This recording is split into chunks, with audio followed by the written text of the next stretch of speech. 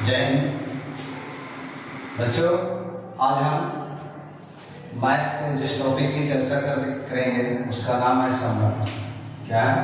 संबंध, रिलेशन। इससे पहले कल का क्लास उसमें हमने ऑर्डर पेयर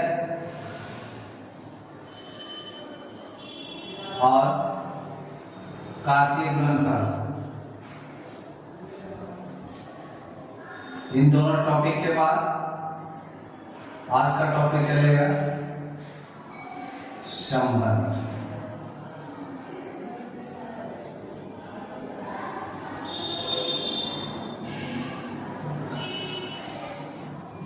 संबंध किसे कहते हैं? संबंध का सीधा सा मतलब होता है रिलेशन। आप का रिलेशन जैसे आपके माता पिता से, दादा दादी से है, वैसे ही गणित में संबंध होता है। तो संबंध का परिभाषा मैथमेटिकल दृष्टि से क्या है कि समुच्चय ए से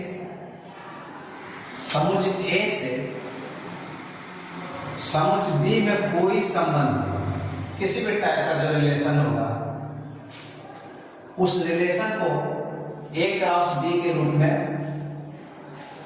रहे, और उसका क्या होगा? उपसमुच्चय होगा। उपसमुच्चय होगा। समुच्चय कहने का सीधा सा मतलब होता है सेट। क्या होता है? सेट। मतलब वस्तुओं का संग्रह, वस्तुओं का समूह, उसी को क्या बोल रहे हैं? समुच्चय। मान लो ए में कोई वस्तु है और बी में भी कोई वस्तु है, तो कुछ वस्तुएं तो ऐसी होगी जो ए में वस्तु है वह वस्तु बी में भी होगी। तो ए में जो वस्तुएं हैं वो वस्तु अगर बी में है तो उसी को कहते हैं ए गुना बी का एक समुच्चय। जैसे यहाँ पे बात किया जाए कि ए का मान यहाँ पे दिया हुआ है, सपोज दैट 1 2 3। बी का मान दिया हुआ है 1 5 6 और ये। तो यहाँ बताइए ए में कितने सदस्य हैं? 1 2 3 है और बी में 1 5 6 2 है। अब आप इसे बताइए बी का कौन ऐसा सदस्य है जो कि ए में है? तो सिंपल सा आपको दिख रहा है कि ए जो है बी में भी है और ए में भी, और 2 भी क्या है? क्या 3 बी में है? नहीं। 5 क्या ए में है? नहीं है। 6 क्या ए में है? यहाँ भी नहीं है। तो यहाँ कहने का सीधा सा मतलब होता है ए का जो भी मेंबर हो बी में होना चाहिए, वो उसी का उपसमुच्चय कहलाता है। अगर यहाँ पे बोले कि बी ए का उपसमुच्चय है तो इसका मतलब कहने पर बी का जो भी सदस्य हो ए में होना चाहिए।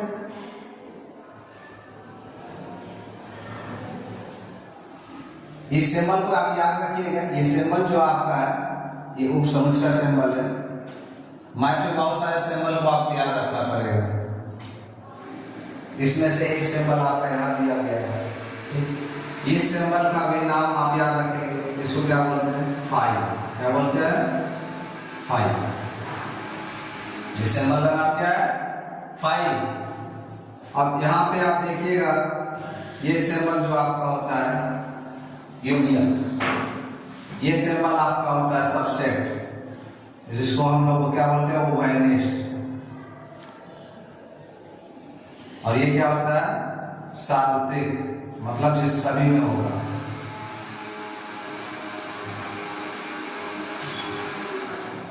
समुच्चय निर्माण में अगर संबंध की बात किया जाए तो इसमें हम इसे दो तरीके से लिख सकते हैं। पहला जो तरीका है वो रोस्टर रूप में होता है, दूसरा जो तरीका होता है वो समुच्चय निर्माण के रूप में होता है। अब ये रोस्टर क्या होता है, समुच्चय निर्माण क्या होता है, उसको थोड़ा सा देखना पड़ेगा।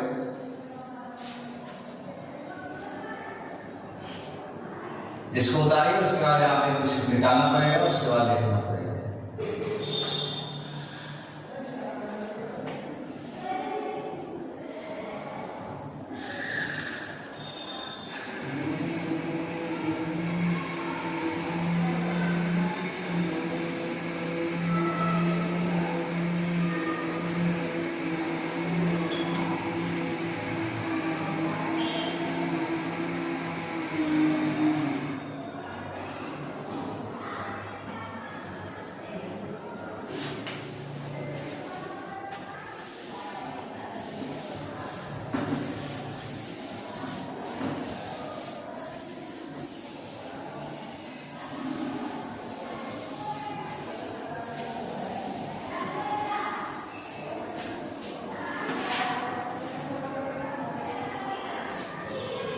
आप यहाँ पे से देखिएगा रोस्टर रूप में हम किसी चीज को कैसे लिखें।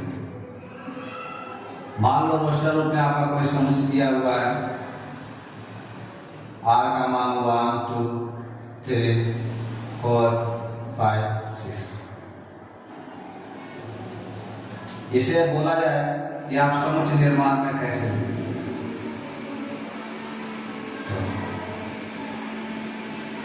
समुच्चय निर्माण के रूप में आप इसको लिखना कैसे चाहिए। तो यहां से देखिए 1 2 3 4 5 क्या है, एक संख्या है।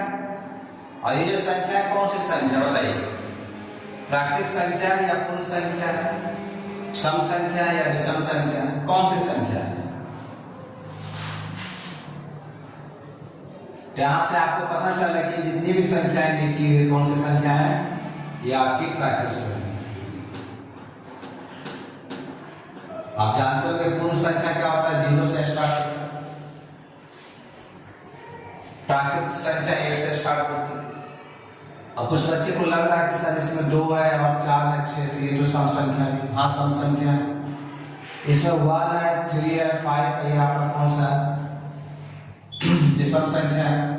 इसमें सम संख्या भी विषम संख्या भी है।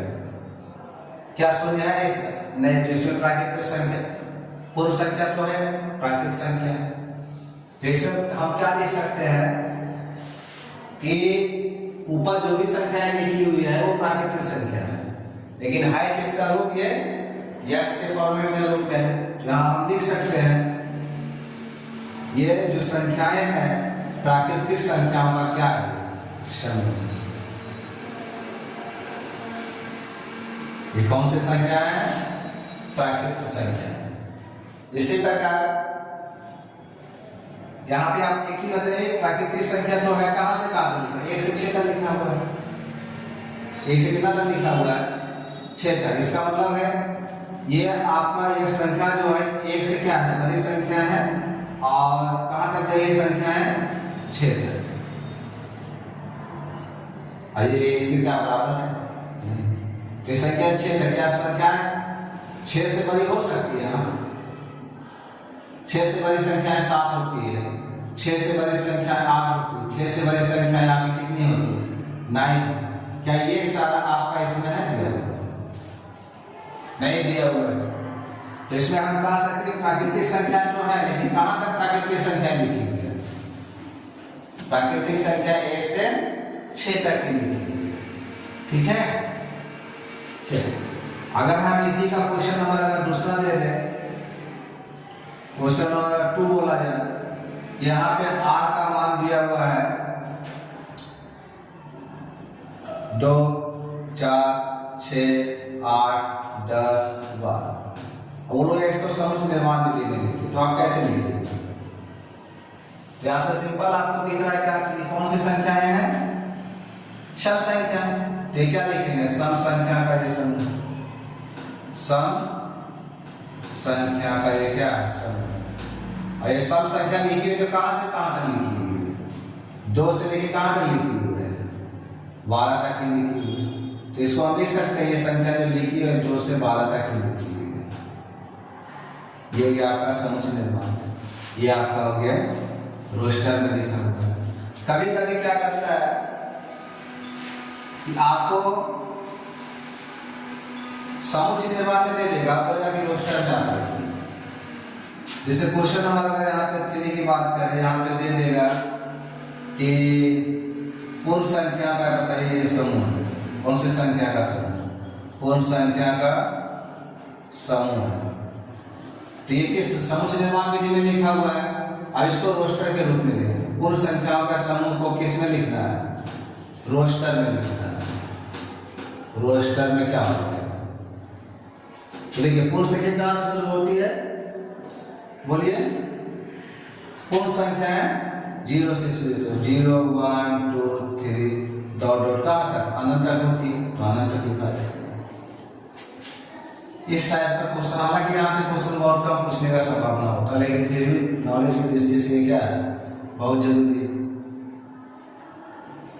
अगर इसी में आपको बोले क्वेश्चन नंबर 4 में कि बताइए पूर्णांक संख्याओं का समूह क्या होगा, पूर्णांक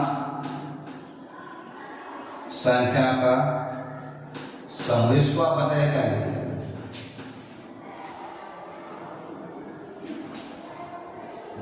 पूर्णांक संख्या कौन कौन सी संख्या होती है आप क्लास 10 में भी पढ़े होंगे, अच्छा से आपको पता होगा।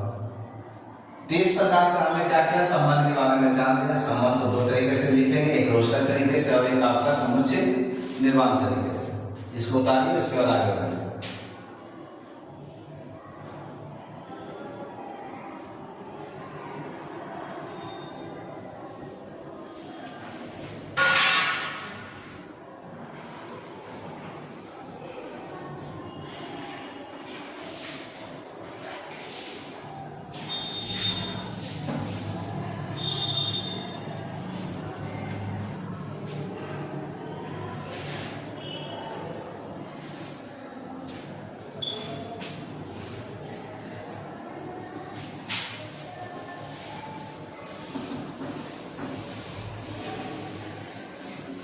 इसके बाद हम संबंध का प्रकार देखेंगे, संबंध कितने प्रकार के होते हैं। इसके बाद हम क्या पढ़ेंगे, संबंध का प्रकार,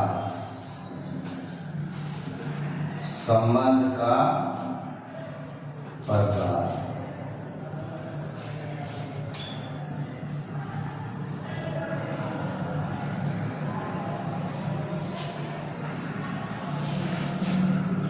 संबंध कितने प्रकार का होता है, तो इसमें बात करें तो संबंध टोटल आपका 4 प्रकार का होगा।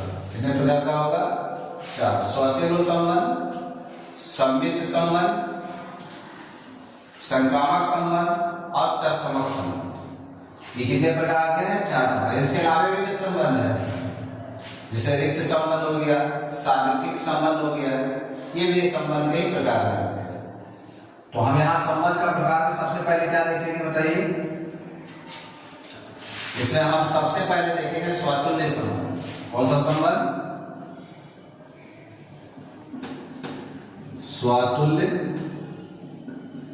संबंध।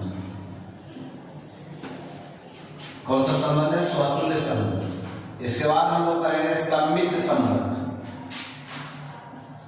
बताइए हिंदी इंग्लिश दोनों में लिख नहीं आया, सिर्फ हिंदी में चलेगा। चलिए ठीक है, इसका हम इंग्लिश में लिख देंगे। इसके बाद है संक्रामक संबंध।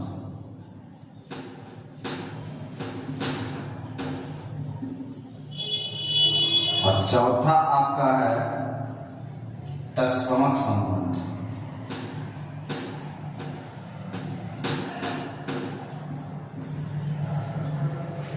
ये 4 टाइप्स के आपके संबंध हैं। इसके अलावा आपके होते हैं रिक्त संबंध,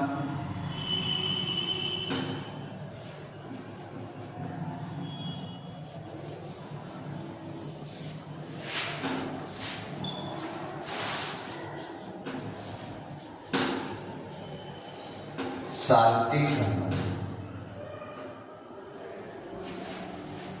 उदाहरण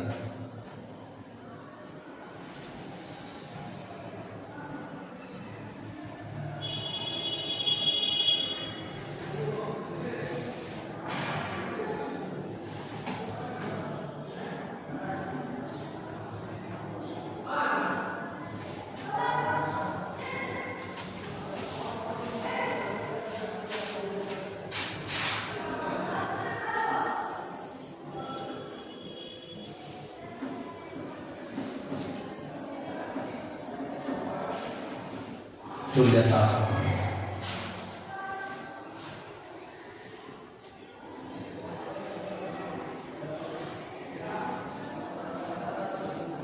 स्वतुल्य संबंध को रिफ्लेक्सिव रिलेशन बोलेंगे, सम्मिलित को सिमेट्रिक रिलेशन।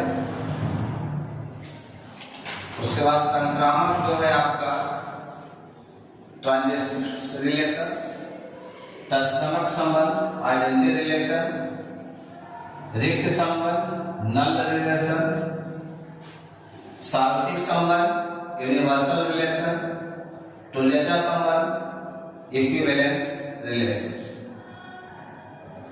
इसके बाद हम एक एक परिभाषा करके पढ़ेंगे सबका। देखिए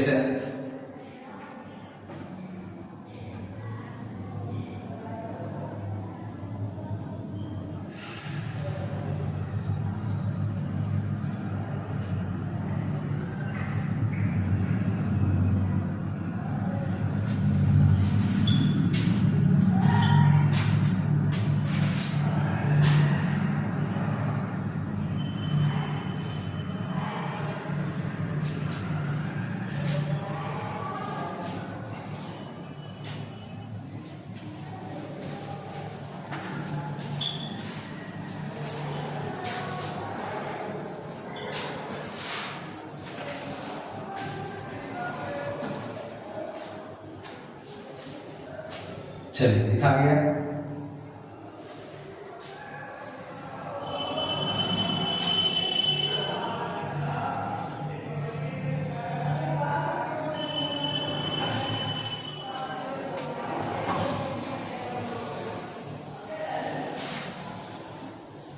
चलिए देखिए, अब हम लोग पढ़ेंगे स्वतुल्य संबंध किसे कहते हैं। स्वतुल्य संबंध किसे कहते हैं? रिफ्लेक्सिव।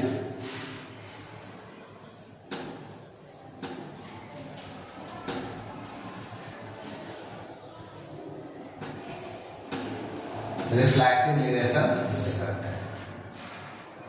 देखिए, किसी समुच्चय ए पर,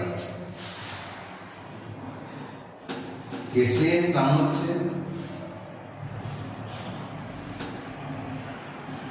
ए पर, किसी समुच्चय ए पर कोई संबंध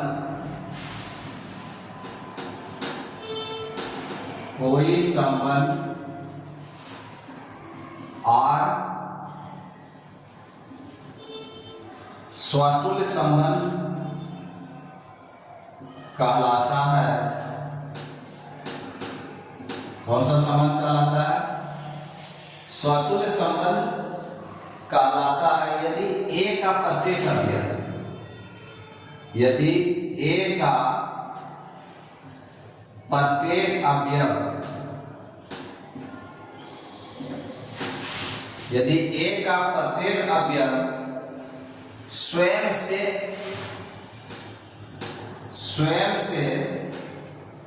रिलेशन, ए का प्रत्येक अवयव स्वयं से रिलेशन द्वारा संबंधित हो, रिलेशन द्वारा संबंधित हो और केवल यदि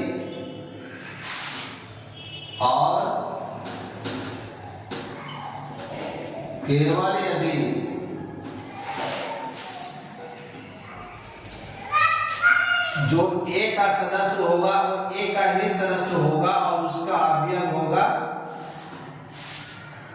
संबंध। तो इसके लिए हम क्या बोलेंगे? ये कौन सा संबंध है? स्वतुल्य संबंध। कौन सा संबंध है? स्वतुल्य संबंध। देखिए, स्वतुल्य संबंध कहते हैं किसको? कैसे ध्यान दीजिए, स्वतुल्य संबंध किसको बोलेंगे? वैसा संबंध जो किसी भी समुच्चय का होगा। समुच्चय का मतलब सेट बताया, वो एक पर भी ए का कोई भी संबंध होगा वो आर के लिए सेटिस्फाई होगा। मतलब ए का जो भी मेंबर है वो आर के लिए सेटिस्फेक्शन करेगा। कब? जो अवयव ए में दिया गया है वही संबंध आपका आर में होना चाहिए। तो उसे कौन सा संबंध बोलेंगे? स्वतुल्य संबंध। जैसे बात किया जाए, यहाँ पे कुछ मान दे दिया है, बी का मान अच्छा ए लिखा हो तो ए का मान यहाँ दे दिया 1 2 3 4 5। अब आप यहाँ पे बताइए कि इसका स्वतुल्य संबंध क्या होगा? ए का मान दिया हुआ है 1 2 3 4 5, तो इसे बताइए आपका स्वतुल्य संबंध क्या होगा? तो यहाँ से बताइए, आज आप निकालिए क्या होता है समुच्चय इसका। तो इसमें ध्यान दीजिए, सबसे पहले देखिए 1 लिखा हो तो 1 1 हो जाएगा, 2 लिखा हुआ है तो 2 को 2 लिखिए, 3 लिखा हुआ है तो 3 3 लिखिए, 4 लिखा हुआ है तो 4 4 लिखिए, 5 लिखा हुआ तो 5 5 लिखिए। अब देखो 1 5 भी हो सकता है क्योंकि 1 5 भी इसी का मेंबर है, 2 5 है तो 2 5 भी इसी का मेंबर है, 3 5 इसी का मेंबर, 4 5 भी हो सकता है इसी का मेंबर है। ये जो संबंध आपको दिखाया जा रहा है ये कौन सा संबंध है? स्वतुल्य संबंध। स्वतुल्य संबंध का आने का सीधा सा मतलब होता है ए का जितना भी अवयव है वो अवयव क्या होना चाहिए? आर अवयव होना चाहिए। उसको कौन सा संबंध बोलेंगे? स्वतुल्य संबंध कहेंगे। कौन सा संबंध? स्वतुल्य। इसको आप ब्रैकेट में बंद कर दीजिए, यहाँ छोटी ब्रैकेट है तो इसके बाद बड़ी ब्रैकेट आएगी। ये आपका संबंध लिखा। यहाँ से हम आपको एक क्वेश्चन देंगे, उसको आप बनाइएगा, उसके बाद हम दूसरे संबंध पे चलेंगे। इसको डाल दीजिए।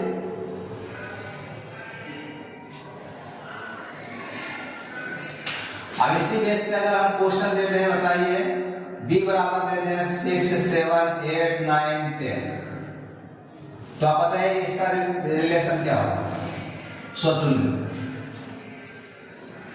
बनाइए क्वेश्चन, ये आपका है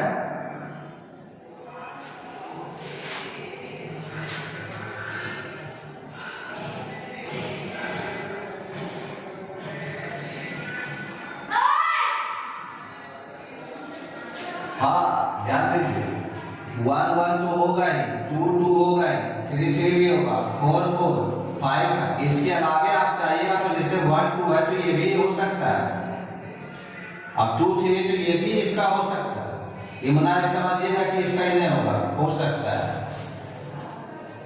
ऐसे भी आपको जानते हैं स्वा का मतलब क्या होता है, बोलो अपना, स्वा का मतलब क्या होता है,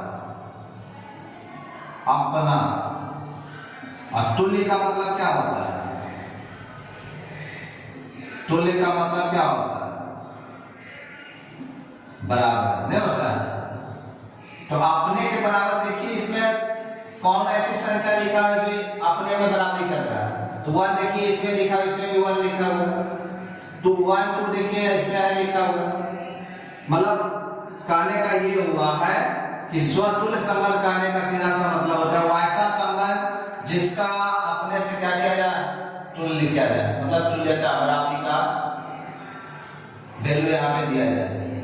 तो जो सा आपका ए में लिखा हुआ वही से आपका रिलेशन में होना चाहिए, उसको स्वतुल्य संबंध है। अब देखिए जैसे यहाँ पे आपका ये लिखा हुआ 6 7 8 9 है ना, इसका मतलब रिलेशन क्या होगा, 6 लिखा हुआ तो 6 6 हो जाएगा, 7 7 भी हो सकता है, 8 8 भी होगा, 9 9 होगा। क्या इसमें 6 7 होगा, बोलोगे हाँ होगा। क्या 7 8 होगा, हाँ होगा। क्या 8 9 होगा, हाँ ये भी होगा। तो ऐसा लग रहा है कि इस क्वेश्चन बनाने के बाद आप इस चीज को सीख गए हैं।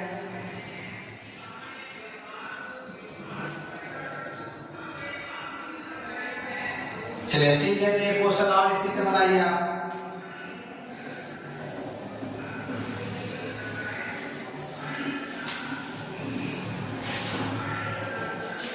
लिखिए क्वेश्चन, अगर यहाँ पे m बराबर दिया हुआ है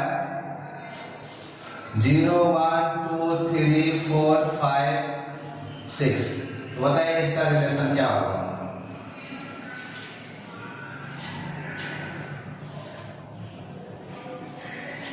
देखिए क्वेश्चन और लिखिए, n बराबर दिया हुआ है 17 18 19 20, तो बताइए इसका मान क्या होगा। निकालिए क्वेश्चन बनाइए।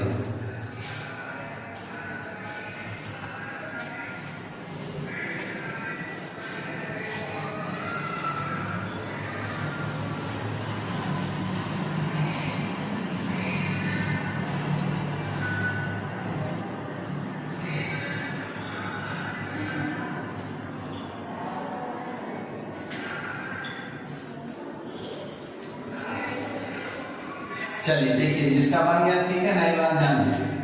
यहाँ लिखा हुआ क्या चीज 0 1 2 3 4 5 6, तो इसको हम लिख सकते हैं 0 0 1 1 2 2 3 3 4 4 5 5 6 6। इसके अलावा भी हो सकता है, क्या हो सकता है इसके अलावा 0 1 भी हो सकता है, 1 2 भी हो सकता है, 1 3 भी हो सकता है, 1 4 भी हो सकता है। इस तरीके से आपका हो सकता है। इसमें देखिए क्या हो सकता है 17 17 18 18 19 19 20 20। आप चाहे तो इसको क्या लिख सकते हैं 17 18 भी लिख सकते हैं, 17 18 भी लिख सकते हैं, 18 19 भी आप लिख सकते हैं, 19 20 भी आप लिख सकते हैं। यह आपका लिखने का तरीका है।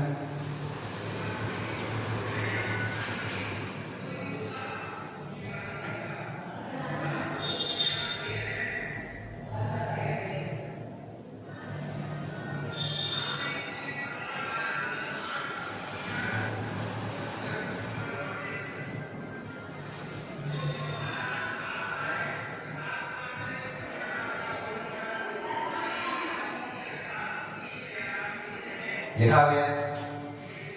अब चलेंगे हम लोग दूसरा संबंध पे चलते हैं। यहां संबंध बनाना है।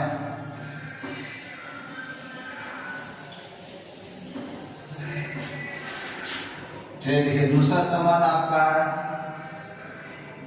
सममित संबंध। कौन सा संबंध है? सममित संबंध। इसको बोलते हैं सिमेट्रिक।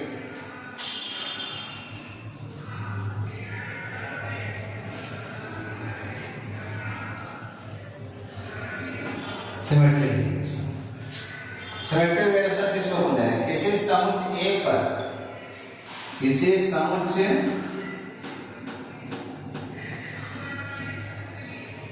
ए पर सममित समूह किसे कहेंगे? Symmetric relation. किसी समुच्चय ए पर कोई संबंध R सममित होगा, कोई संबंध R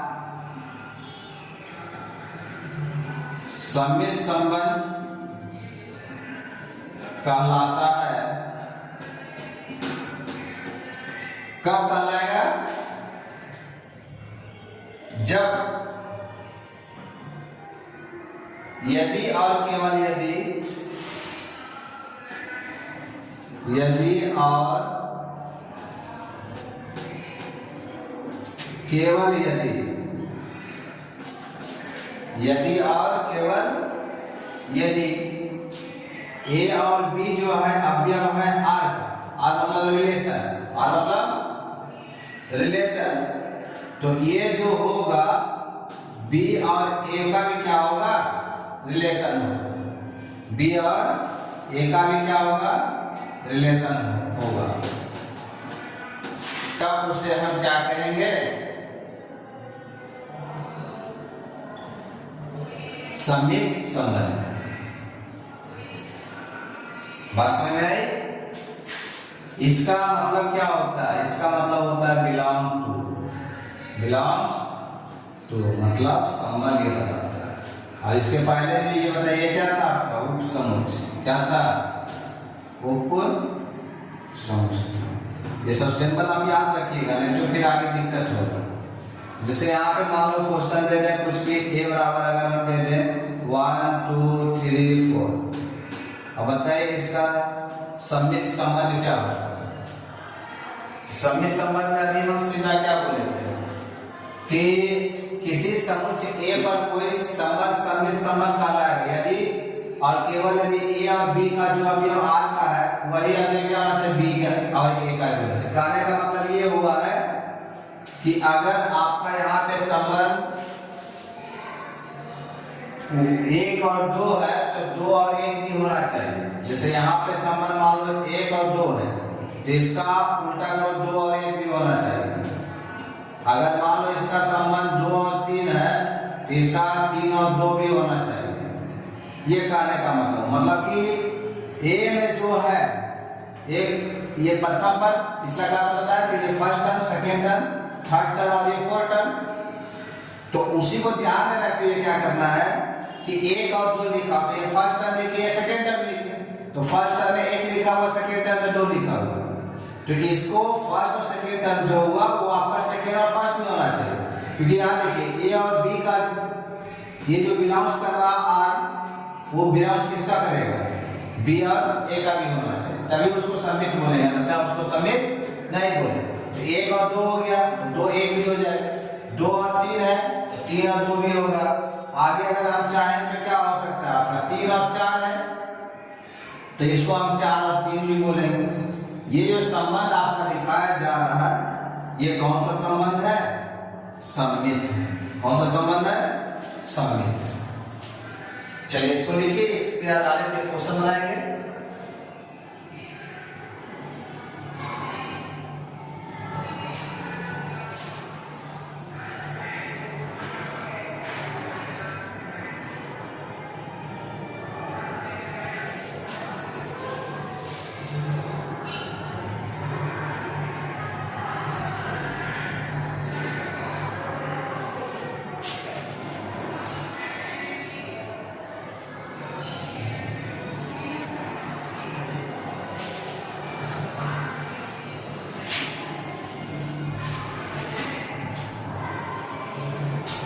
देखिए क्वेश्चन लिखिए b बराबर 6 7 8।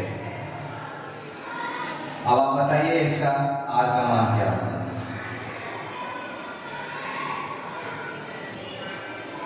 क्वेश्चन नंबर तीसरा लिखिए c बराबर लिखा हुआ है 1 0 2। तो आप बताइए r का मान क्या होगा। क्वेश्चन नंबर 3 है 5 4 3। बताइए इसका मान क्या होगा।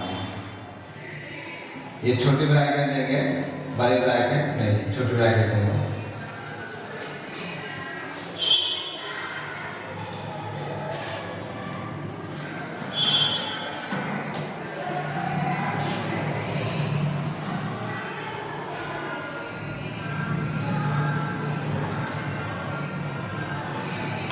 देखिए इसमें हम क्या लिख सकते हैं, 6 और 7 है तो इसको 7 और 6 में लिखना पड़ेगा। First term second term, second term first term.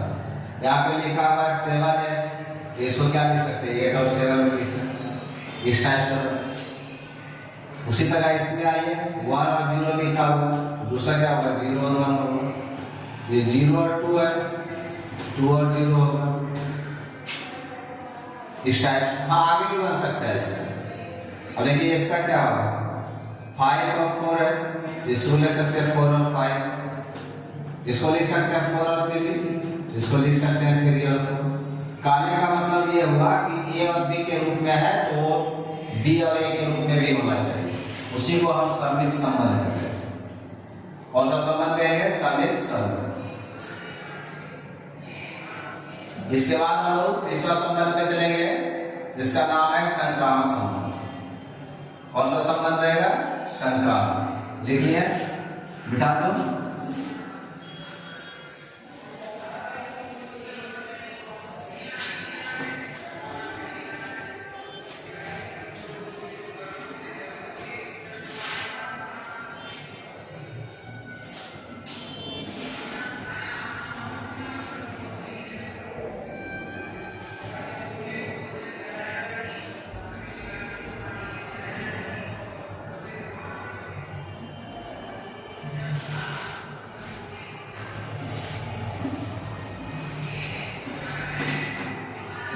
तीसरा लिखिएगा संक्रामक संबंध।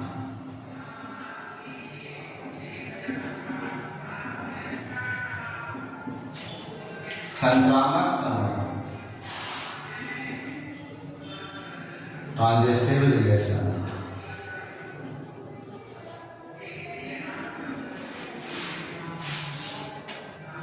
देखिए किसी समुच्चय ए पर, किसी समुच्चय ए पर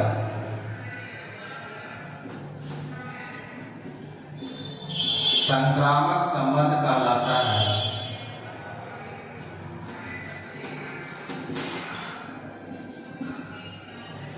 संक्रामक संबंध कहलाता है यदि और केवल, यदि और केवल ए जो है बी अवयव है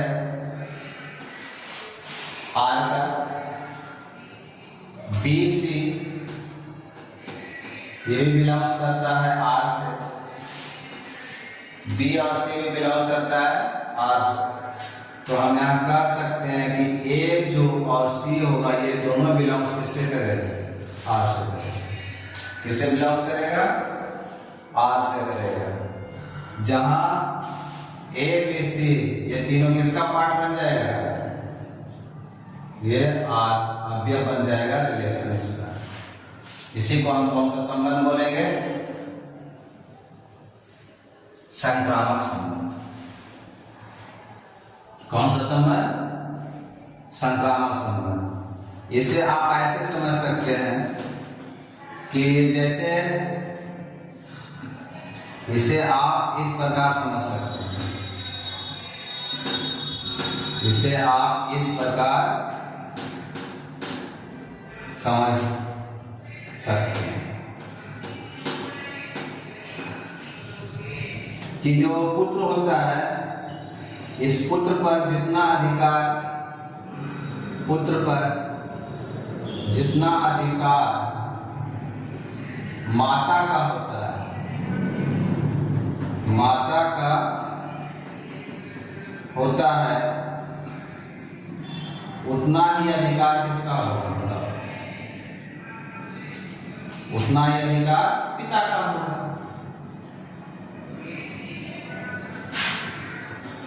एक बेटा पर जितना अधिकार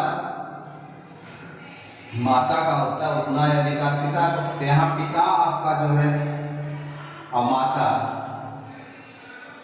और पिता दोनों के लिए कौन जरूरी हो गया? पुत्र। कौन जरूरी हो गया? पुत्र।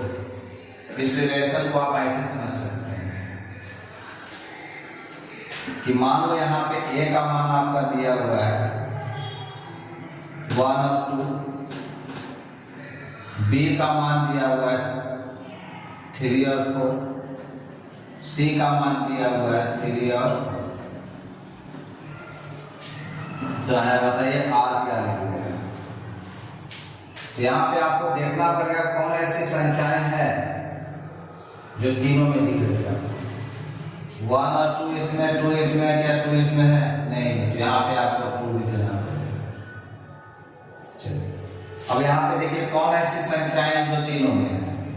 तो स्वाभाविक आपको कौन सी संख्या दिख रही है? 2 दिख रही है। और ऐसी कोई संख्या है जो इसमें है? नहीं। तो वैसी संख्या जो आपका तीनों में दिया हुआ है वो आपका संक्रामक संबंध कहलाएगा। कौन सा संबंध? संक्रामक संबंध। चलिए इसको लिखिए, इस आधारित इस क्वेश्चन देंगे फिर।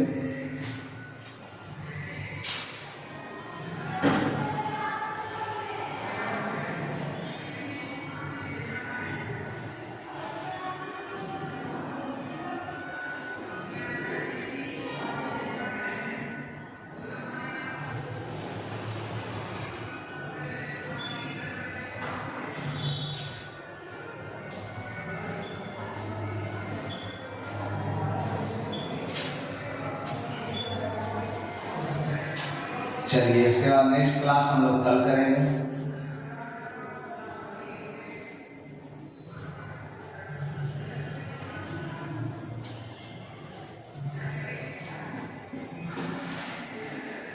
आज का क्लास यहीं तक।